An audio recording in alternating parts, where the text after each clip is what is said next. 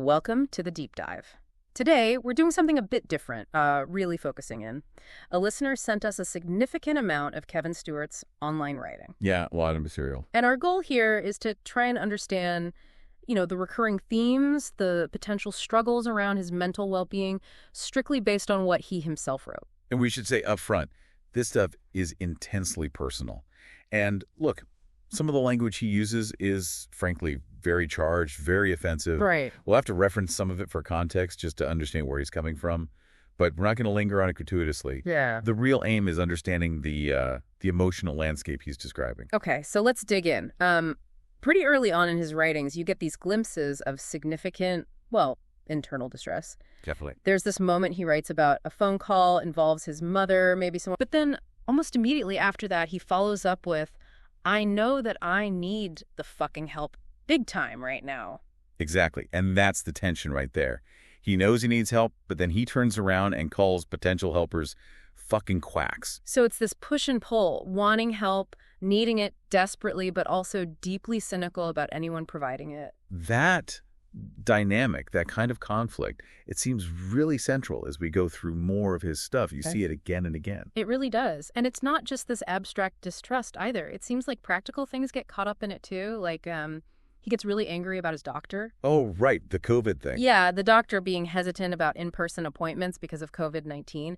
He has this incredibly negative reaction. It's like any barrier, even a public health one, just becomes fuel for the fire. It feels like external issues get interpreted as personal attacks almost. Yeah. Which just seems to deepen the anger and, the distress. And that leads to some really raw statements like, I don't even give a flaming bag of shit if I fucking die right now, as I see red so much lately. Which is, obviously a powerful expression of just overwhelming anger, but you also have to consider, could that be expressing suicidal feelings stemming from all that pain? That anger is just, it's everywhere. And when he talks about actual mental health services he's encountered, the negativity is, it's stark. He flat out calls them useless. Uses that phrase again, flaming bag of shit. Right. And remember that hiatus he announced? September 10th, 2024? Yeah, I do. Given everything else he writes, you have to wonder if that was tied into his mental state at the time. It seems plausible. It does. And, it brings up how bad experiences can just make everything worse. He talks about a specific program, the Adapted Dialectical Behavior Skills Program at YSSN. Right. She said it actually harmed his mental health more than helped. Which suggests maybe a mismatch, between what standard therapy offers and what he actually needed. And if you have an experience like that, it's just going to deepen the distrust. And some of the things he gets angry about are so specific, like being angry at mental health professionals because they apparently stopped him from playing with his mother's hair. Which, on the surface might sound a bit strange, but could it point to something deeper? Like a need for comfort, or maybe a sensory thing that wasn't being met or understood. Yeah, that feeling of being misunderstood or having your maybe unconventional needs dismissed. That can be incredibly frustrating for anyone. Absolutely. If you feel your coping mechanisms or just your fundamental needs aren't respected, it just leads to more agitation, more pulling away. And then there's CMH, the Center for Addiction and Mental Health. He has really strong feelings there. Oh, yeah. Calls them nothing but a bunch of flaming bags of shit.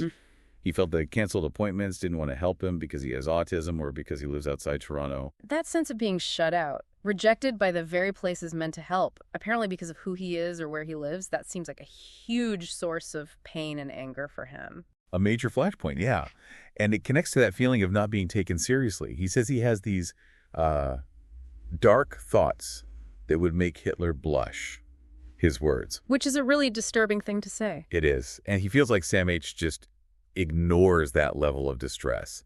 It underlines how intense things feel internally for him and his perception that nobody's really hearing it. And his reaction to just the idea of another CMH appointment, wanting hives in his throat to kill him to avoid it. It just shows this profound aversion, right? Like absolutely zero hope that it could be a positive experience. based on whatever happened before. Let's shift a bit to autism because he brings it up specifically in relation to his mental health. He does. He says being autistic is, quote, another reason why I'm in this world of flaming bags of shit. So he's explicitly linking his autism diagnosis to his negative experiences and feelings. And there's this really revealing tension there, too. He mentions his mother allegedly wanting to, erase the records of his autism. Right. While at the same time, he's afraid of how police might react if he had what he calls an artistic rage outburst. See, it's this conflict. A family member may be wanting to hide or normalize that part of his identity when he's anxious about how that very identity might be dangerously misunderstood by authorities. It speaks to this potential lack of acceptance he's maybe feeling or anticipating from the world. Definite. But then he also says very clearly, everyone needs to know about my autism.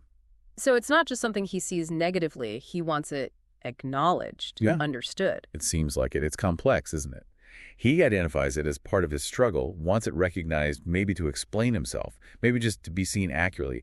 But there's also that fear, that potential stigma attached. Okay, let's talk about coping mechanisms, or how he tries to deal with the emotional pain he describes. He mentions food. Yeah, eating unhealthy food before bed, specifically to numb that part inside of me, and needing food to numb inner pain and rage. Sounds like emotional eating, maybe. It certainly points that way. Using food to manage difficult feelings. That word numb is key, suggesting the pain is just too much to handle otherwise, and he's looking for temporary relief. And alongside that numbing, there's this incredibly intense desire for physical connection, for closeness. Oh, absolutely. Wanting to be held, even saying he wants to hug strangers or public figures. It really highlights a deep need, maybe, for affection and physical comfort that feels unmet. And he states it pretty plainly. Yeah. Having jack shit for someone to hug right now. No friends. Feeling his mother isn't interested in his need for affection. It paints a really stark picture of loneliness. Yeah. And that dream he describes about a Japanese woman holding him tenderly so he can roar out my anger into her chest. I mean, wow. It's incredibly vivid. It really captures both things, doesn't it? The longing for comfort and safety, and also this desperate need for a safe place to just let out all that intense emotion, that rage. Which brings us to the rage itself. It's probably the most dominant theme, the sheer intensity and frequency of his anger. It really is. Yeah. And the targets are just all over the place. YouTube, self-driving cars, politicians, you name it, even inanimate objects. Yeah. Lots of examples of extreme anger, violent thoughts directed outwards. And I think what's important to see there is that this highly aggressive language, this sort of constant stream of rage, seems to be his main way of expressing any intense distress. Like it's his default mode for processing difficult feelings. It looks that way. The targets might change, but the intensity, the violent nature of the language, that seems constant. It likely reflects just how much inner turmoil he's experiencing and maybe a lack of other ways to articulate it. And we have to mention some of this spills over into actual threats online. Yeah. Which are, deeply concerning. Yes. We have to be responsible here. The tweet about shooting someone named Galathrinia, the stated plan to shoot up a Lady Gaga concert. These are serious statements. Even online, they indicate an extreme level of distress. Exactly. They can't just be brushed aside. They need to be seen in the context of everything else he's saying about his mental state. Like when he says he's on the point of losing my complete fucking sanity. And connecting that feeling to the idea that mental health services are useless, which then leads to thoughts of a shooting spree. It's incredibly alarming. It underscores just how critical it is for someone expressing thoughts like these to get immediate, appropriate help. It's also worth pointing out, though, that it's not always consistent. There are contradictions in what he writes. For sure. We talked about wanting help, but distrusting helpers. There's also expressing suicidal thoughts. But then also these moments of longing for connection, for a future, for things to be different. That kind of back and forth, the emotional fluctuations. It's actually pretty common when people are dealing with significant mental health challenges. It highlights how complex it all is and how hard it can be for someone to even understand or communicate their own experience coherently sometimes. Did we see any moments of, self-awareness, insight? There were glimpses. Limited, maybe, but there.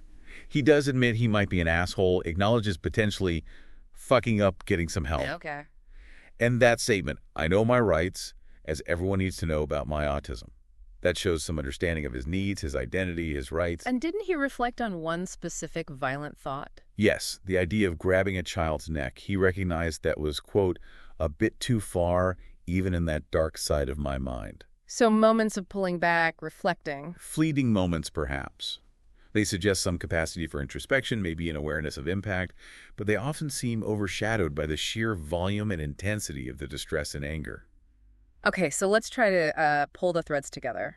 Based purely on his own writings, this deep dive into Kevin Stewart's account suggests some major recurring themes. Yeah, definitely. Intense anger, frustration with life, with services, with seemingly everything at times. A really powerful sense of loneliness, too, and this strong, almost desperate need for connection, for affection, for someone to just hold him. The potential struggles linked to his autism, feeling defined by it negatively, wanting it understood, fearing misunderstanding, that's a big one. And then these flashes, these little moments of self-awareness mixed in with all the pain. And again, we have to stress, this is all based only on his online expressions.